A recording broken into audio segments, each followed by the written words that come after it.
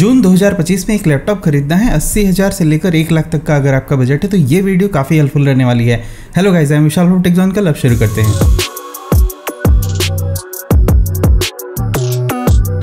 Channel पर अगर आप पहली बार आए हो तो सब्सक्राइब जरूर करना, क्योंकि हर महीने में ऐसे 3 वीडियोस लेके आता हूँ, 40 से 50,000, 60,000 से 70,000 और 80,000 से 1 लाख। तो ये उसी सीरीज़ का तीसरा वीडियो है और बाकी वीडियोस मेरे चैनल पे ऑलरेडी पड़ चुके हैं जून के लिए। इस वीडियो में मेरा फोकस सिर्फ 80,000 से लेकर 1 लाख में रहने वाला है और मैं हर टाइप के लैपटॉप आपको बताऊंगा, चाहे वो अल्ट्राबुक्स हो, विंडोज़ में हो, इवन मैकबुक्स हैं, और साथ में एवरीडे यूज टाइप चाहे 14 इंच या 15 इंच, और उसके ही साथ गेमिंग लैपटॉप भी मैं आपको सिर्फ टॉपिक वाले बताऊंगा जो कि एक सही प्राइस पर बहुत ही वैल्यू फॉर मनी रहेंगे अगर आप जून के महीने में कुछ खरीदते हो। सभी लैपटॉप का लिंक वैसे तो डिस्क्रिप्शन में दिया हुआ है, लेकिन पूरा वीडियो देखकर आपको समझ में आएगा कि एक लैपटॉप मैं जो सजेस्ट कर रहा हूँ क्या आपके लिए सही है या फिर सही नहीं है। सबसे पहला लैपटॉप तो एप्पल का मैकबुक एयर ही मैं रिकमेंड करूंगा, M4 चिप वाला इस महीने के लिए भी, और इसका प्राइस अभी तक मतलब जैसे 99,000 के अप्रॉक्स चल रहा है।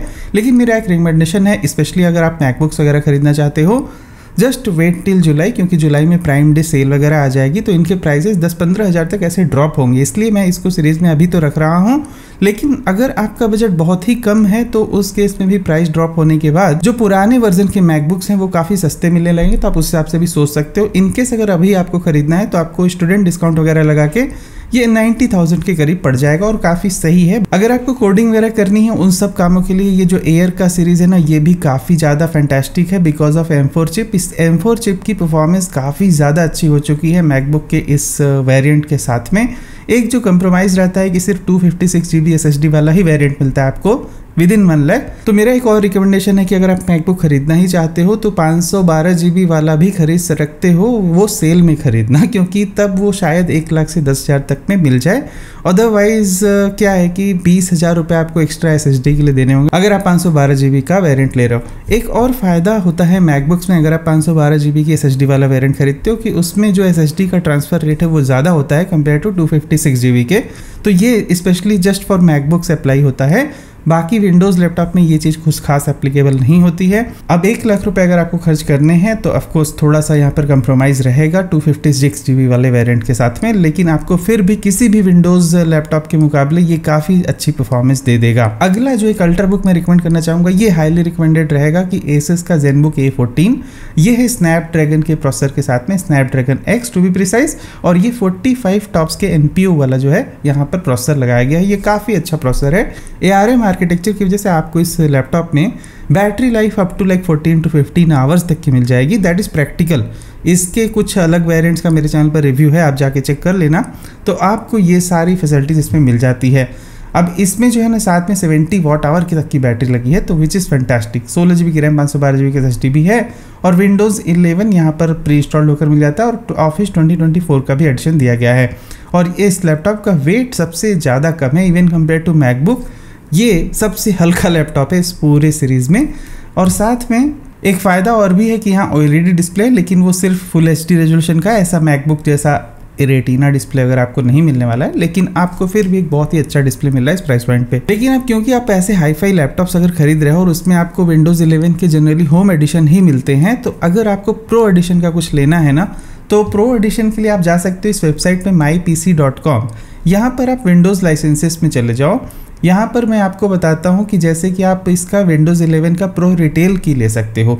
देखो, 2 तरह की कीज़ होती है, एक OEM की होती है, रिटेल की होती है। OEM की आपके मदरबोर्ड पर उसका लाइसेंस सेफ होता है, लेकिन जो रिटेल की होती है इसका एक बड़ा फ़ायदा होता है कि आप अपने होम एडिशन वाले विंडोज़ को ही अपग्रेड करके प्रो पर ले जा सकते हो। तो आप सिंपली यहाँ पर इसको क्लिक कर दो और जाकर यहाँ पर ऐड टू कार्ट, आपको सिर्फ 599 रुपीज़ में एक जेन्युइन की मिल जाएगी लाइफ टाइम एक्टिवेशन के लिए, विच इज़ फैंटास्टिक। और मैंने इस वेबसाइट को खुद भी यूज़ किया है अपने डेस्कटॉप के लाइसेंस वगैरह के लिए। साथ में इसका एक डेडिकेटेड वीडियो भी है, जाके देख लेना, जिसमें मैंने OEM की को इंस्टॉलेशन करके बताया था। और अगर आपको विंडोज होम को 11 पे अपग्रेड करना है तो आप रिटेल की खरीदना, तो आपको कोई भी इंस्टॉलेशन अलग से नहीं करना होगा।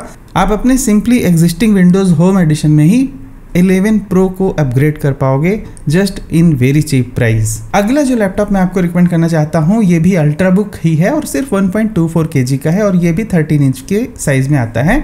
एक जेनबुक ही है जो 14 इंच का होने के बावजूद भी काफ़ी ज़्यादा हल्का है compare to any other laptop.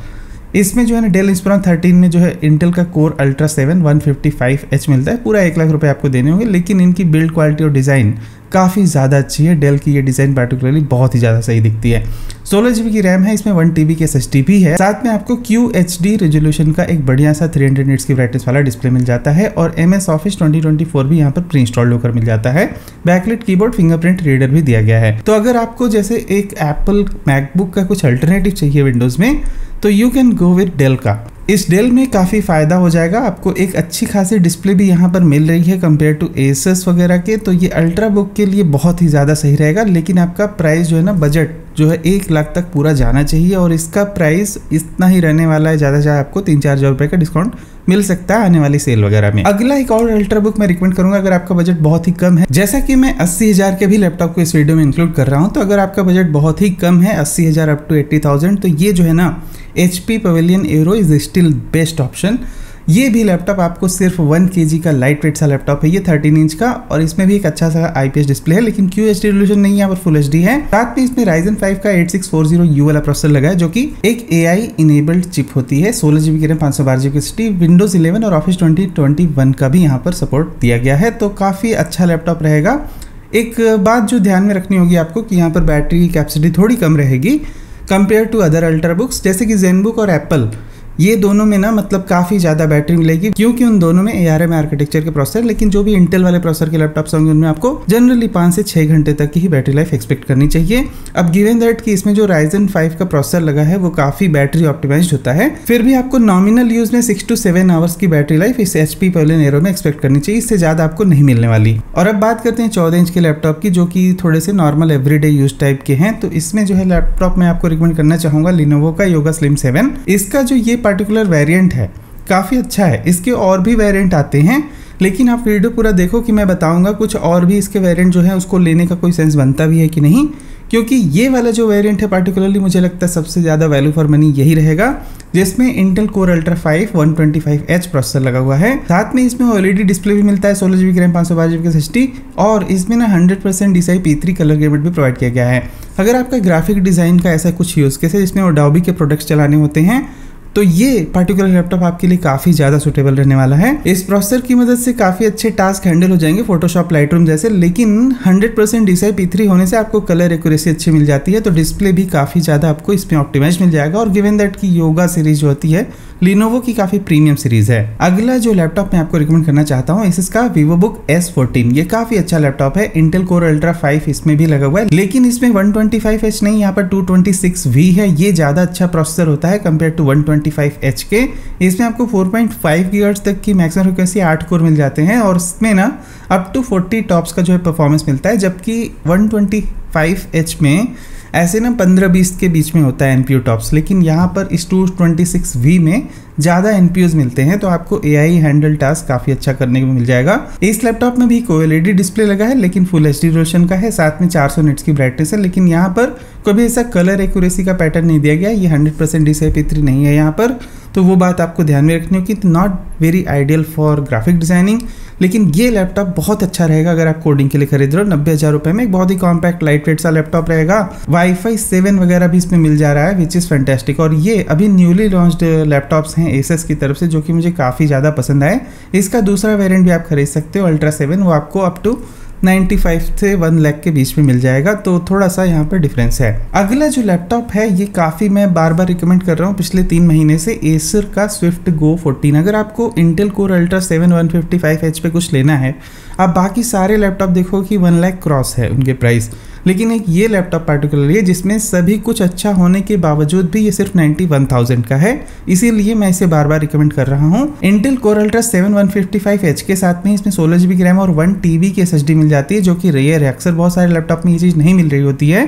Plus यहाँ पर OLED डिस्प्ले भी है, Windows 11 MS Office भी दिया हुआ है, और 1.3 kg का एक बढ़िया सा लाइट वेट सा लैपटॉप है। ये भी इंटेल आर्क ग्राफिक इसमें आपको मिल ही जाता है। एक अच्छी बात कि यहाँ पर ज़्यादा रेजोल्यूशन भी मिल जाता है आपको, और 100% DCI P3 भी कलर ग्रेडेड मिल जाता है, तो कोडिंग और ग्राफिक डिज़ाइनिंग दोनों ही इसका यूज़ केस बहुत अच्छा रहेगा।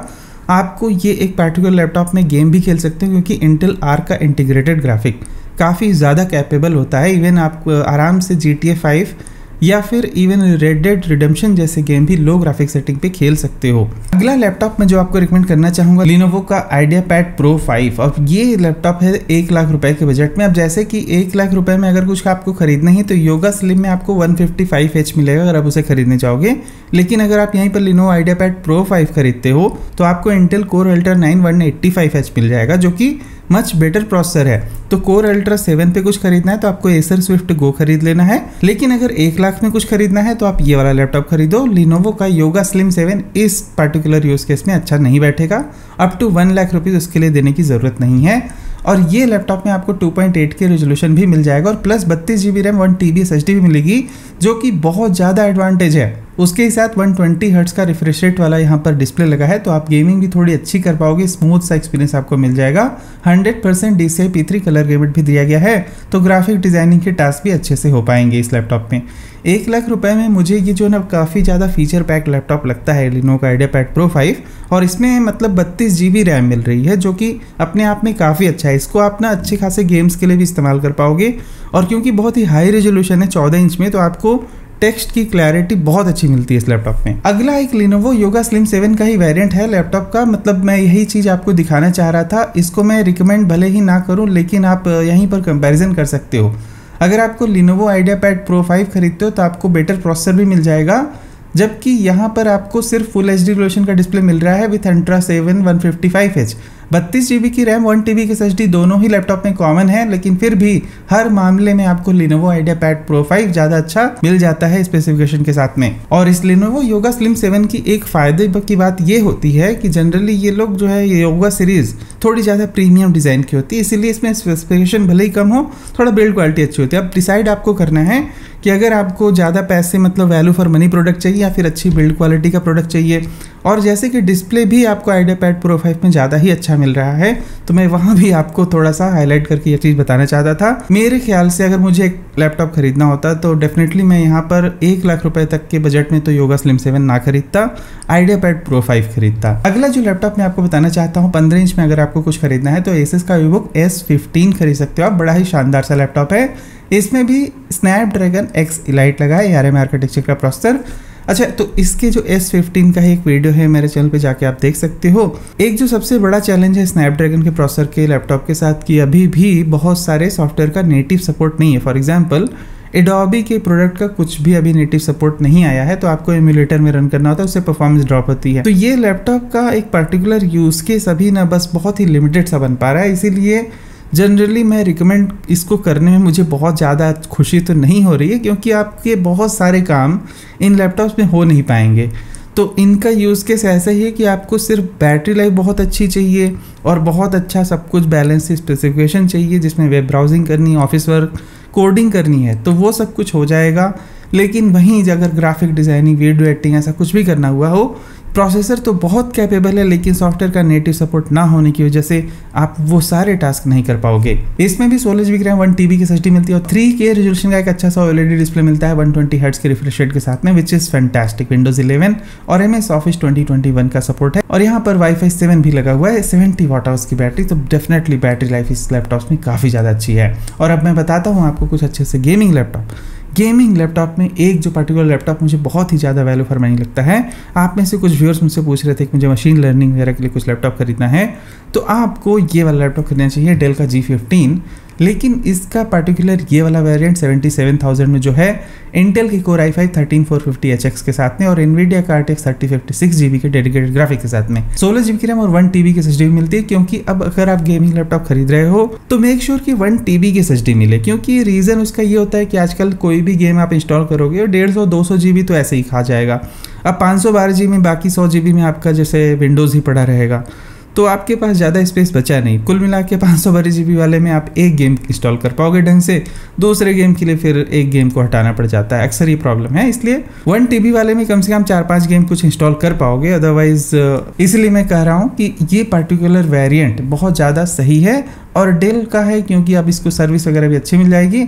लेकिन जो है डिस्प्ले को अगर आपको कुछ ऐसे वीडियो एडिटिंग में कलर ग्रेडिंग वगैरह का कुछ काम है, तो उस मामले में मैं कहूँगा नहीं कि बहुत ज़्यादा आइडियल रहेगा, क्योंकि अक्सर हमें ऐसा कुछ कलर ऑथेंटिकेशन इस लैपटॉप पे नहीं मिलता है पर्टिकुलरली। लेकिन एक लैपटॉप है जिसमें ये चीज़ भी मिलती है, तो वो है Lenovo का Eloque इसको आप Ryzen 7 8845HS प्रोसेसर के साथ में ये वाला लैपटॉप खरीद सकते हो। इसमें आपको RTX 4050 6GB का डेडिकेटेड ग्राफिक मिलता है, विच इज फैंटास्टिक। 90,000 रुपीज में बहुत ही ज़्यादा वैल्यू फॉर मनी लैपटॉप है। 16GB की रैम, 512GB की SSD और यहाँ पर आपको 100% sRGB भी मिलती है। तो आप इस लैपटॉप में colour grading on the go कर पाओगे। उसी स्क्रीन पे आपको अलग मॉनिटर नहीं लगाना है। आपको कलर एक्यूरेसी काफ़ी अच्छी है इस लैपटॉप की। साथ में विंडोज़ 11 और ऑफिस 2021 का भी सपोर्ट इस लैपटॉप पे मिल जाता है।